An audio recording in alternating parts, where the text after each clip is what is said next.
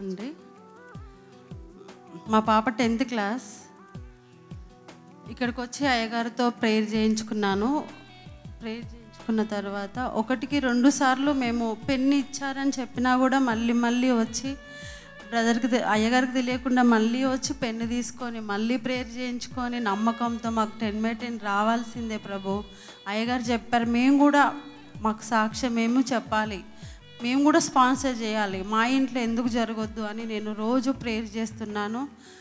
ఆ రోజు నెట్లో వచ్చేటప్పుడు కూడా ఏడ్చుకుంటూ ప్రేయర్ చేసుకొని, దేవుడా అయ్యగారు చెప్పారు పాపకు 10/10 వస్తుందని చెప్పి, నేను కూడా నమ్ముతున్నాను అయ్యా, తప్పకుండా నా పాపకు రావాలి. వాళ్ళ స్కూల్లో టీచర్స్ కూడా నమ్మకం లేదు పాపకు వస్తుందని.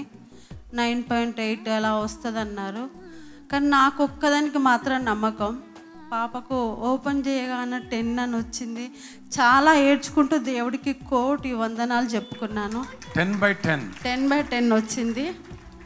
ఇంకా టీచర్స్ మా పాప కంటే నాకే ఎక్కువ, నీదే ఎక్కువ, నీ వల్లనే పాపకు వచ్చిందని టీచర్స్ అందరు నాకే కంగ్రాట్స్ అని చెప్తున్నారు.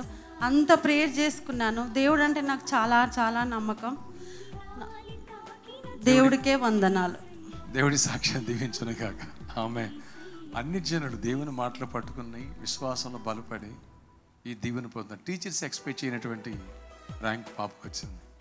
ప్రభుకే మహిమ కలుగును గాక. God bless you. మరి రక్షణ పొందిన నీవు డైలీ ఇలాంటి వాక్యాలు వింటే నువ్వు ఎంత దీవించబడాలా? అన్నిట్లో ఇక దీవించబడదువు గాక.